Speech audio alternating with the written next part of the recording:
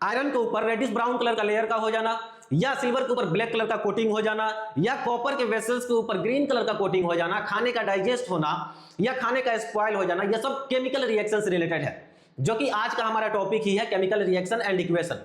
Class 10th के science में जो फर्स्ट चैप्टर है chemical reaction and equation, exam में सबसे ज्यादा क्वेश्चंस यहीं से पूछे जाते हैं और सबसे ज्यादा मार्क्स यहीं से आते हैं।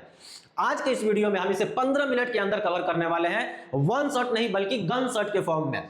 तो आज के इस वीडियो में हम लगभग 15 मिनट के अंदर अपने 10 से 12 क्वेश्चंस, 10 से 12 मार्क्स को कवर करने वाले हैं।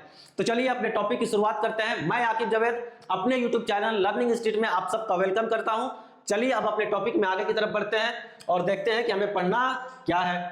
ठीक, तो अपने पहले टॉपिक की तरफ आते हैं जिसमें हमको पढ़ना है कि केमिकल रिएक्शन क्या होता है। सबसे पहला चीज कि केमिकल रिएक्शन क्या है। तो केमिकल रिएक्शन एक ऐसा प्रोसेस है जिसमें कोई नया सब्सटेंस का फॉर्मेशन होता है और वह सब्सटेंस अपने पहले वाले सब्सटेंस से बिल्कुल अलग होता है। एग्जाम्पल के तौर पे जैसे कि मैं सबसे पहले जो एग्जाम्पल का इस्तेमाल करता हूं वो ये है कि हाइड्रोजन गैस, जो कि एक हाईली इन्फ्लामेबल सब्सटेंस है, ऑक्सीजन के साथ बर्न करता है, जो कि ऑक्सीजन एक बर्निंग को सपोर्ट करता है और दोनों मिलकर वाटर बनाते हैं। और इस तरीके से जैसे देख सकते हो कि हाइड्रोजन गैस हाईली इन्फ्लामेबल है, ऑक्सीजन गैस बर्निंग को सपोर्ट करता है और दोनों मिलकर वाटर का फॉर्मेशन करते हैं। इस तरीके से एक जलने वाला, दूसरा जलाने वाला और तीसरा जो सब्सटेंस बनता है, जो प्रोडक्ट बनता है, वह फायर एक्सटिंग्विशर की जैसे काम करता है, यानी कि आग बुझाने वाला काम करता है। तो केमिकल रिएक्शन के दौरान एक ऐसा प्रोसेस है जिस दौरान कोई नए सब्सटेंस का फॉर्मेशन होता है और वो नया सब्सटेंस अपने पहले वाले सब्सटेंस से बिल्कुल अलग होता है। यही केमिकल रिएक्शन कहलाता है।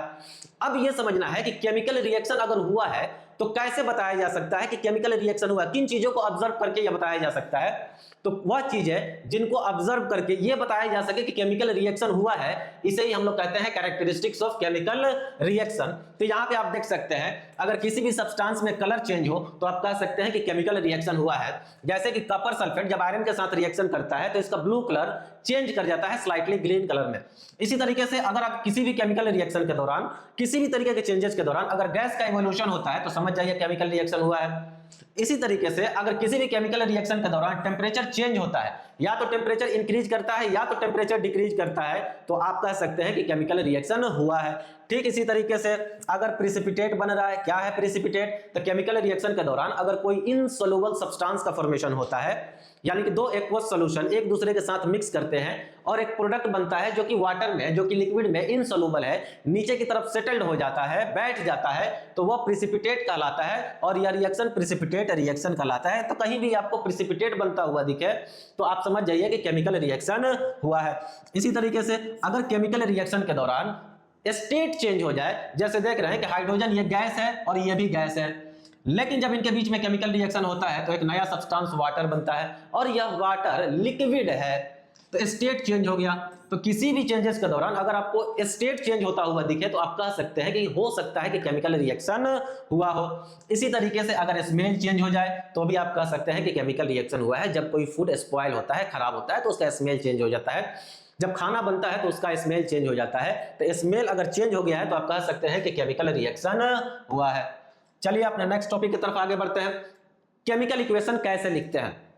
केमिकल इक्वेशन लिखने का सबसे आसान तरीका यह है कि दो वर्ड याद रखना, एक रिएक्टेंट और प्रोडक्ट। रिएक्टेंट हमेशा केमिकल रिएक्शन के लेफ्ट साइड में लिखा जाता है और प्रोडक्ट हमेशा राइट साइड में लिखा जाता है। तो कभी भी केमिकल रिएक्शन लिखना हो तो रिएक्टेंट को लेफ्ट साइड में लिखो और प्रोडक्ट को राइट साइड में लिखो। बीच में एरो का इस्तेमाल किया जाता है और ये एरो केमिकल रिएक्शन के डायरेक्शन को बताता है। अगर रिएक्टेंट में एक से ज्यादा सब्सटेंस है तो उनके बीच में प्लस साइन का इस्तेमाल करो। जैसे एक से ज्यादा है तो ए प्लस बी, अगर दो से भी ज्यादा हो गए तो प्लस लगाकर, प्रोडक्ट में भी अगर एक से ज्यादा है तो प्लस लगाकर वहां पे सब्सटेंस काउंट किए जा सकते हैं। जैसे B plus C plus D, कोई नया सब्सटेंस बना। तो अगर रिएक्टेंट और प्रोडक्ट में रिएक्टेंट को लेफ्ट साइड में, प्रोडक्ट को राइट साइड में, बीच में एरो का इस्तेमाल करना है। और अगर एक से ज्यादा सब्सटेंस है रिएक्टेंट या प्रोडक्ट में तो उनके बीच में प्लस साइन का इस्तेमाल किया जाता है। तो इस तरीके से केमिकल रिएक्शन लिखा जाता है। देख लीजिए, ये रिएक्टेंट है, ये प्रोडक्ट है, ये रिएक्टेंट है और ये प्रोडक्ट है। लेकिन इसके बाद एक चीज और ध्यान रखना होता है कि केमिकल इक्वेशन सिर्फ लिखना काफी नहीं है, बल्कि केमिकल इक्वेशन को बैलेंस भी करना होता है। बैलेंस क्यों करते हैं? तो एक लॉ है जो कहता है कि केमिकल रिएक्शन के दौरान ना ही मास क्रिएट होते हैं, ना ही मास डिस्ट्रॉय होते हैं। यानी कि law of conservation of mass कहता है कि ना ही मास क्रिएट होते हैं ना ही मास डिस्ट्रॉय होते हैं केमिकल रिएक्शन के दौरान। इसी को जस्टिफाई करने के लिए केमिकल इक्वेशन को बैलेंस किया जाता है। अगर केमिकल इक्वेशन में रिएक्टेंट और प्रोडक्ट में जो एलिमेंट दिए गए हैं उनके एटम का नंबर अगर दोनों तरफ बराबर कर दिया जाए तो मास अपने आप बराबर हो जाता है। जैसे कि एक एग्जांपल यहां पे देखिए कि आयरन की संख्या यहाँ पे 1 है, यहाँ पे 3 है, हाइड्रोजन यहाँ पे 2 है, ठीक है, हाइड्रोजन यहाँ पे 2 है, ऑक्सीजन यहाँ पे 1 है, लेकिन आप देखिएगा ऑक्सीजन यहाँ पे 4 है। तो दोनों तरफ जो भी एलिमेंट दिए हुए हैं उनके एटम का नंबर सेम नहीं है। अगर एटम के नंबर को आप सेम कर देते हैं तो आपने क्या किया, केमिकल इक्वेशन को बैलेंस कर दिया, यानी कि आपने law of conservation of mass को सेटिस्फाइड कर दिया, दोनों तरफ मास बराबर हो गए। तो चलिए इसको बैलेंस करते हैं। बैलेंस करने के लिए क्या करेंगे, बैलेंस करने के लिए इसको हमें काम करते हैं। बैलेंस कैसे करते हैं, तो बैलेंस करने के लिए सबसे पहला रूल ये है कि एक बॉक्स बना लीजिए इस तरीके से, ठीक, चारों तरफ। बॉक्स बनाने के बाद आपको अगर बैलेंस करना हो तो रिएक्टेंट या प्रोडक्ट में से किसी भी एक सब्सटेंस को ले सकते हैं। उस सब्सटेंस को चूज कीजिए सबसे पहले जिसका मॉलिक्यूल सबसे बड़ा है। तो सबसे बड़ा मॉलिक्यूल हमारा फेरस ऑक्साइड का है, इसको चूज करते हैं। इसमें भी आप सबसे पहले उसको चूज कीजिए जिसके एटम की नंबर जो है सबसे ज्यादा है। ऑक्सीजन ज्यादा है, ऑक्सीजन इधर 4 है, इधर ऑक्सीजन 1 है, और आप इधर 4 से मल्टीप्लाई कर दीजिए। 4 से आप जैसे ही मल्टीप्लाई करेंगे इधर हाइड्रोजन कितना हो गया, 8 हो गया। अब आपको हाइड्रोजन को बैलेंस करना होगा तो 4 से इधर मल्टीप्लाई कर देंगे तो हाइड्रोजन भी 8 हो गया, ऑक्सीजन भी इधर 4, इधर 4, क्या बच गया, आयरन 3 बच गया, इधर आयरन 3 से मल्टीप्लाई कर दीजिए, बैलेंस हो गया। तो बैलेंस करने के लिए सबसे पहले बड़े वाले मॉलिक्यूल को चूज करते हैं, उसके बाद उससे छोटे वाले मॉलिक्यूल को चूज करते हैं, नंबर आगे लगा सकते हैं। बॉक्स बनाने का सीधा सा मतलब यह था कि आप फार्मूला में किसी भी तरीके के अंदर जाकर चेंज नहीं कर सकते। चलिए अपने नेक्स्ट टॉपिक को पढ़ते हैं। नेक्स्ट टॉपिक में है types of chemical reaction. Chemical reaction के कुछ टाइप हैं, यहां से खूब क्वेश्चंस पूछे जाते हैं। Combination reaction, decomposition reaction, displacement reaction, double displacement reaction, oxidation reaction and reduction reaction, इन सब के बारे में पढ़ते हैं, ठीक है। कॉम्बिनेशन रिएक्शन क्या होता है, इसको पहला एक टाइप हो गया। कॉम्बिनेशन रिएक्शन में जब एक या एक से ज्यादा सब्सटेंस केमिकली कंबाइन करके एक सिंगल सब्सटेंस बनाता है तो वह कॉम्बिनेशन रिएक्शन कहलाता है। डीकंपोजिशन रिएक्शन क्या होता है, जब एक single substance chemically break down करके एक से ज्यादा सब्सटेंस बनाता है तो यह डीकंपोजिशन रिएक्शन कहलाता है। डिस्प्लेसमेंट रिएक्शन क्या होता है, तो डिस्प्लेसमेंट रिएक्शन में जब more reactive element less reactive element को उसके कंपाउंड से निकालकर बाहर कर देता है तो यह डिस्प्लेसमेंट रिएक्शन कहलाता है। ए जो है ना ज्यादा रिएक्टिव है, वो बीसी से बी को निकालकर बाहर कर दिया तो यह डिस्प्लेसमेंट रिएक्शन कहलाता है। डबल डिस्प्लेसमेंट रिएक्शन में आयन का एक्सचेंज होता है, आयन का एक्सचेंज होता है। दो कंपाउंड होते हैं, दोनों कंपाउंड अपने आयन का एक्सचेंज कर लेते हैं। पहले ए और बी, यहाँ पे ए डी के साथ चला गया या डी बनाया, और बी सी के साथ चला गया, बी सी बनाया या सी बी बनाया। ये डबल डिस्प्लेसमेंट रिएक्शन का एग्जांपल होता है। एक होता है रेडॉक्स रिएक्शन या ऑक्सीडेशन रिडक्शन। चलिए इसके बारे में पढ़ते हैं, ठीक है। कॉम्बिनेशन रिएक्शन के बारे में आप देख सकते हैं क्या होता है, जब दो या दो से ज्यादा सब्सटेंस केमिकली कंबाइन करके एक सिंगल सब्सटेंस बनाते हैं, यह कॉम्बिनेशन रिएक्शन कहलाता है। आप देख सकते हैं यहाँ पे कैल्शियम ऑक्साइड और हाइड्रोजन जब केमिकली कंबाइन करेंगे तो एक सिंगल सब्सटेंस बनाएंगे। कार्बन और ऑक्सीजन दो सब्सटेंस है, केमिकली कंबाइन करके एक सिंगल सब्सटेंस बना रहे। इसी तरीके से डीकंपोजिशन रिएक्शन में आप देख सकते हैं डीकंपोजिशन रिएक्शन 3 तरीके का होता है, एक थर्मल डीकंपोजिशन, एक इलेक्ट्रोलाइटिक डीकंपोजिशन और तीसरा फोटोलाइटिक डीकंपोजिशन। यहाँ पे एक single substance chemically break down करके दो सब्सटेंस बना रहा है, यहाँ भी केमिकली ब्रेक डाउन करके दो सब्सटेंस बना रहे हैं, एक से ज्यादा सब्सटेंस बना रहे हैं। यहाँ भी हम देख रहे हैं कि silver chloride chemically break down करके एक से ज्यादा सब्सटेंस बना रहे हैं। तो ये डीकंपोजिशन रिएक्शन के एग्जांपल्स हैं जहां एक से ज्यादा सब्सटेंस प्रोड्यूस होते हैं। डिस्प्लेसमेंट रिएक्शन में मैंने पहले ही बताया था कि जो मोर रिएक्टिव एलिमेंट होता है वो कंपाउंड से लेस रिएक्टिव एलिमेंट को निकाल के बाहर कर देता है और खुद उसके साथ जुड़ जाता है। ए बीसी के साथ रिएक्शन किया, बी लेस रिएक्टिव था, निकाल के बाहर कर दिया, खुद एसी के साथ कंबाइन कर दिया। एग्जांपल के लिए आप देख सकते हैं जिंक ज्यादा रिएक्टिव है, ये कॉपर को निकाल के बाहर कर देगा। आयरन ज्यादा रिएक्टिव है, ये कॉपर को निकाल के बाहर कर देगा, खुद फेरस सल्फेट बनाएगा। मैग्नीशियम ज्यादा रिएक्टिव है, हाइड्रोजन से हाइड्रोजन को निकाल के बाहर कर देगा, खुद उसके साथ जुड़ जाएगा। ये आप देख सकते हैं कि ये डीकंपोजिशन रिएक्शन के डिस्प्लेसमेंट रिएक्शन के एग्जांपल्स हैं। अब आते हैं डबल डिस्प्लेसमेंट रिएक्शन में। डबल डिस्प्लेसमेंट रिएक्शन की जब बात करते हैं तो यहाँ आयन का एक्सचेंज होता है। दो कंपाउंड जब एक्वस सॉल्यूशन में अपना आयन का एक्सचेंज करते हैं तो ये डबल डिस्प्लेसमेंट रिएक्शन कहलाते हैं। जैसे सोडियम सल्फेट, ये पॉजिटिव आयन है, ये नेगेटिव आयन, ये पॉजिटिव, ये नेगेटिव। सोडियम चला गया क्लोरीन के साथ और सल्फेट चला गया बैरियम के साथ, बैरियम सल्फेट बनाया, सोडियम क्लोराइड बनाया, आयन का एक्सचेंज हो गया, सोडियम पॉजिटिव माइनस, सोडियम चला गया यहाँ पे जो पॉजिटिव है वो क्लोरीन के साथ NaCl बनाया, और OH चला गया H के साथ, दोनों मिलकर वाटर बनाए। आयन का एक्सचेंज होता है, तो आयन का जहां एक्सचेंज होता है वो डबल डिस्प्लेसमेंट रिएक्शन के एग्जांपल्स हैं। अब हमारे पास बच गया ऑक्सीडेशन और रिडक्शन। यहां बच्चे बड़ी घबरा जाते हैं, उनको समझ में नहीं आता, कॉम्प्लिकेटेड है, कुछ नहीं है।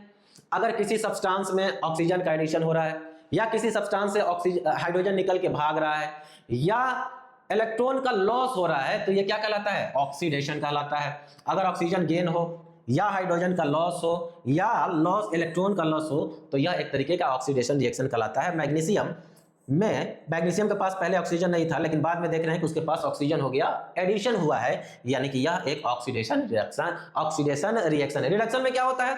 ऑक्सीजन का लॉस हो जाएगा, या हाइड्रोजन गेन हो जाएगा, या इलेक्ट्रॉन गेन होगा, तो यह रिडक्शन रिएक्शन कहलाता है। जैसे तुम देखो यहाँ पे कॉपर ऑक्साइड के पास पहले ऑक्सीजन था, यहाँ पे इसके पास ऑक्सीजन नहीं है, ऑक्सीजन लॉस कर दिया, यानी कि यह एक तरीके का रिडक्शन रिएक्शन है। अब दो चीजें और है, एक्सोथर्मिक और एंडोथर्मिक रिएक्शन, दो टाइप के और रिएक्शन है। जब केमिकल रिएक्शन के दौरान एनर्जी रिलीज होता है, तो वह एक्सोथर्मिक रिएक्शन कहलाता है, और जब केमिकल रिएक्शन के दौरान एनर्जी गेन होता है, तो वह एंडोथर्मिक रिएक्शन कहलाता है। आप देख सकते, किसी भी चीज को जलाते हैं, हीट रिलीज होता है ना। रिस्पिरेशन करते हैं, बायोलॉजिकल प्रोसेस है, एक बायोकेमिकल प्रोसेस है, माइटोकॉन्ड्रिया के अंदर होता है। इस दौरान जो एनर्जी रिलीज होता है, वही एनर्जी तो हमको काम करने के लिए, पढ़ने के लिए, पढ़ाने के लिए देता है। तो रिस्पिरेशन के दौरान एनर्जी रिलीज हुआ। न्यूट्रलाइजेशन रिएक्शन, जब एसिड और बेस एक दूसरे के साथ रिएक्शन करते हैं तो एनर्जी रिलीज होता है। जब कैल्शियम ऑक्साइड वाटर के साथ रिएक्शन करता है तो हीट रिलीज होता है। ये सब एग्जांपल्स है रिएक्शन के, जहां केमिकल रिएक्शन के दौरान हीट रिलीज हो रहा है या एनर्जी रिलीज हो रहा है, वो सब एक्सोथर्मिक रिएक्शन के एग्जांपल्स हैं। एंडोथर्मिक रिएक्शन में एनर्जी का एब्जॉर्प्शन होता है, जैसे फोटोसिंथेसिस करने के लिए सनलाइट की रिक्वायरमेंट होती है। अभी थोड़ा देर पहले हम लोगों ने देखा था, कैल्शियम कार्बोनेट को तोड़ने के लिए हीट की जरूरत होती है, वाटर को ब्रेक डाउन करने के लिए इलेक्ट्रिसिटी की जरूरत होती है। इन सारे कंडीशन में हम देख रहे हैं कि इन सारे कंडीशन में ये हो रहा है कि एनर्जी का एब्जॉर्प्शन हो रहा है। एक्सोथर्मिक में एनर्जी रिलीज होता है, एंडोथर्मिक में एनर्जी एब्जॉर्ब किया जाता है। ये एक्सोथर्मिक और एंडोथर्मिक रिएक्शन के एग्जांपल्स हैं। अब अपने नेक्स्ट टॉपिक की तरफ आगे आते हैं, कोरोजन और रैंसिडिटी या टार्निशिंग ऑफ सिल्वर। ये इसी तरीके का है, ध्यान से सुनो। कोरोजन क्या है कि जब मेटल एटमॉस्फेयर के कांटेक्ट में आता है, जिसमें कि moisture, air, carbon dioxide, water या इस तरीके के अदर सब्सटेंस होते हैं, और ये सारे सब्सटेंस एटमॉस्फेयर के उन मेटल के साथ रिएक्ट करके उस मेटल को धीरे धीरे डैमेज करते हैं, यही प्रोसेस कोरोजन कहलाता है। यानी कि मेटल का डैमेज होना कोरोजन कहलाता है। जब आयरन एटमॉस्फेयर में मौजूद ऑक्सीजन और वाटर के साथ रिएक्शन करता है तो रस्ट बनाता है, ये रस्ट का फॉर्मूला है। तो जो तुम रेडिश ब्राउन कलर का लेयर देखते हो आयरन के ऊपर, वो किसका है? वो फेरस ऑक्साइड का है। इसी तरीके से ये एक तरीके का ऑक्सीडेशन रिएक्शन भी है, क्योंकि देखो इसके पास पहले ऑक्सीजन नहीं था, यहाँ पे ऑक्सीजन है, ऑक्सीडेशन रिएक्शन है। तो मेटल का जब ऑक्सीडेशन होता है तो उसका रस्टिंग होता है, वो डैमेज होता है। इसी तरीके से जब खाने वाले सब्सटेंस का ऑक्सीडेशन होता है, तो वो खाने वाले सब्सटेंस स्पेशली जिसमें फैट है या ऑयल है, जब उनका ऑक्सीडेशन होता है तो हम देखते हैं कि उसका टेस्ट जो है वो रैंसिड हो जाता है, उसका टेस्ट खराब हो जाता है, तो वह प्रोसेस रैंसिडिटी कहलाता है। यानी कि जब खाने वाली चीजें जिसमें फैट और ऑयल मौजूद हो, उसका जब ऑक्सीडेशन होता है तो वो खाने वाली चीजें खराब हो जाती हैं, उसका स्मेल चेंज हो जाता है, और यह प्रोसेस रैंसिडिटी कहलाता है, फूड खराब हो जाता है। मेटल का सिल्वर का ब्लैक कलर का हो जाना, सिल्वर का कलर जो है फेड पड़ जाना, वह एक तरीके का केमिकल रिएक्शन है, एक तरीके का कोरोजन है ना। तो आप समझ पा रहे होंगे, मेटल का खराब होना कोरोजन है, खाने वाली चीजों का खराब हो जाना रैंसिडिटी है। तो सिल्वर के ऊपर जो ब्लैक कलर का लेयर चढ़ जाता है, या मेटल के ऊपर, आयरन के ऊपर रेडिश ब्राउन कलर का लेयर चढ़ जाता है, वह एक तरीके का ऑक्सीडेशन या कोरोजन रिएक्शन है। एक बार क्विक रिवीजन कर लेते हैं। कॉम्बिनेशन रिएक्शन में एक से ज्यादा सब्सटेंस केमिकली कंबाइन करके एक सब्सटेंस बनाते हैं, एग्जांपल के तौर पे ये।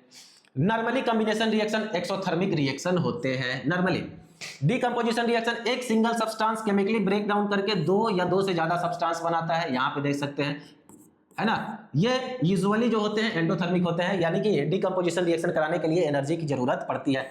डिस्प्लेसमेंट रिएक्शन में जो मोर रिएक्टिव एलिमेंट होता है, वो लेस रिएक्टिव एलिमेंट को उसके कंपाउंड से बाहर कर देता है।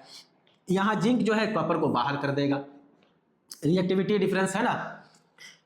डबल डिस्प्लेसमेंट रिएक्शन में आयन का एक्सचेंज होता है, डी के साथ चला जाएगा और बी सी के साथ चला जाएगा, एडी और बीसी आयन का एक्सचेंज हो जाएगा। जैसे सिल्वर नाइट्रेट और सोडियम क्लोराइड जब रिएक्शन करते हैं तो सिल्वर चला जाएगा हमारे क्लोरीन के साथ और नाइट्रेट चल जाएगा सोडियम के साथ, तो सोडियम नाइट्रेट और सिल्वर क्लोराइड बनाता है। ये एक तरीके का प्रिसिपिटेट रिएक्शन है, इनसॉल्युबल सब्सटेंस का फॉर्मेशन होता है।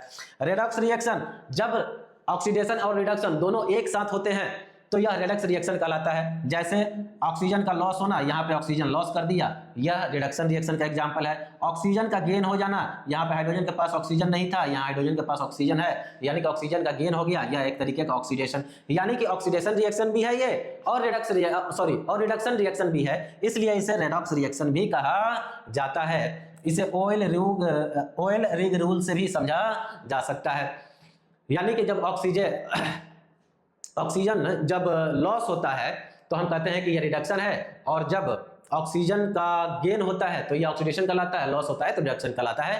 तो ये हमारा आज का क्विक रिवीजन था। यह वन शॉट नहीं बल्कि एक गन शॉट था। अगर आपको ये वीडियो पसंद आया है, आपके काम का है, तो सबसे पहले आप इस चैनल को सब्सक्राइब करें, वीडियो को लाइक करें, कमेंट करें और अपने दोस्तों में इसे ज्यादा से ज्यादा शेयर करें।